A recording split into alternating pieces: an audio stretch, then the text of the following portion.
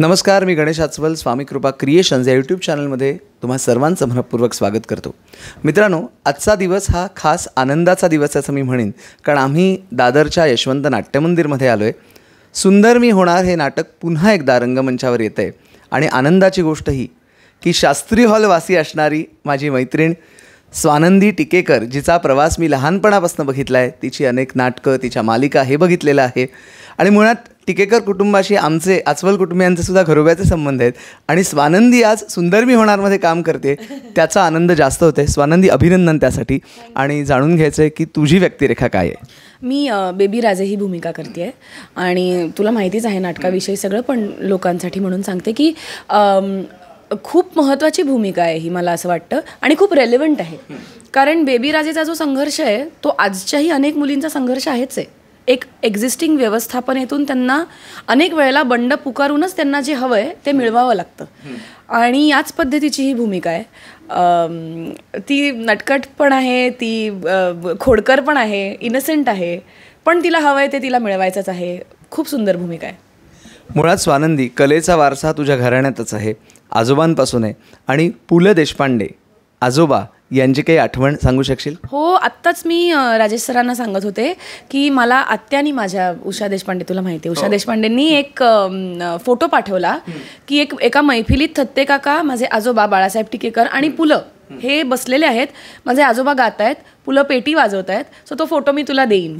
आणि मला तिने अजून एक किस्सा सांगितला की आईचा कार्यक्रम होता का कुठल्या तरी कार्यक्रमात मी पण होते. मी खूप लहान होते आणि माझे आजोबा आणि पुलं थोडेसे सारखे सिमिलर चष्मे घालायचे. तर अचानक मी गेले आणि पुलंच्या कडेवर बसले. तर मग आत्या म्हणाली बहुतेक हे सिमिलर दिसत आहेत म्हणून. तर पुलन लगेच म्हणाले, हो, इतक्या सगळ्या गाढवांमध्ये मी बरोबर हिला एक गाढव दिसलो, माझ्याकडे लगेच आली. जेव्हा आत्यांनी तुला किस्सा सांगितला तेव्हा अगदी खूप वेगळं वाटलं असेल ना की पुलंनी आपल्याला कडेवर घेतले. मी खरं सांगते तुला, मला म्हणजे स्टारस्ट्रक होतो ना आपण, त्या आठवणीने मी स्टारस्ट्रक झाले. कारण आत्ताही मला असं वाटतं, हे नाटक केल्यामुळे जास्तच वाटायला लागलं की he was a real star. म्हणजे त्यांच्या शब्दातनं त्यांनी जे आपल्यापर्यंत पोचवलं आहे आणि इतक्या पिढ्या, म्हणजे हे नाटक किती साली त्यांनी लिहिलं आहे आणि आत काय चाललं आहे. माझा जन्म त्या लिखाणानंतर किती वर्षांनी झालं आहे, तरीही मला इतकं प्रेम वाटतं आहे त्यांच्याबद्दल, इतका आदर वाटतो आहे. म्हणजे काय विशाल व्यक्तिमत्व आहे ते. स्वानंदी, तू तुझ्या नेहमीच भूमिकांमध्ये एकदम भूमिका घेताना निवडून घेत असतेस, तर तो क्रायटेरिया काय असतो ते पण सांग. असा काही क्रायटेरिया नाही आहे, पण मनापासून करावंसं वाटेल असंच काम मी करण्याचा प्रयत्न करते. जेव्हा उदरनिर्वाहासाठी एखादं काम करावं लागतं तेही मी करतेच, पण शक्यतो माझा प्रयत्न असतो की आनंद मिळायला पाहिजे. कारण कलाक्षेत्रात ऑलरेडीच खूप इन्सिक्युरिटीज आणि उतार चढावांना आम्हाला सामोरं जावंच लागतं.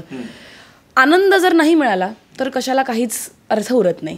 त्यामुळे आनंदच मिळणं हे सगळ्यात महत्त्वाचं आहे. आणि तो आनंद कलेतनं मिळत असतो आणि तू मिळवते आहेस. तुझ्या उपक्रमांकरता शुभेच्छा देतो. आणि आपण सांगू, या व्हिडिओला लाईक करा, शेअर करा आणि सबस्क्राईब करा. आणि हो, आणखीन एक गोष्ट सांगतो, लवकरच आपण एक पॉडकास्ट घेऊन येणार आहोत आणि त्या पॉडकास्टसाठी सुद्धा मी तुला कॉन्टॅक्ट करणार आहे. आणि गणेश दादा हा माझा दादा आहे, त्यामुळे मी एवढंच सांगेन की हा माझा घरचा चॅनल आहे. सो लाईक करा, सबस्क्राईब करा, शेअर करा. धन्यवाद.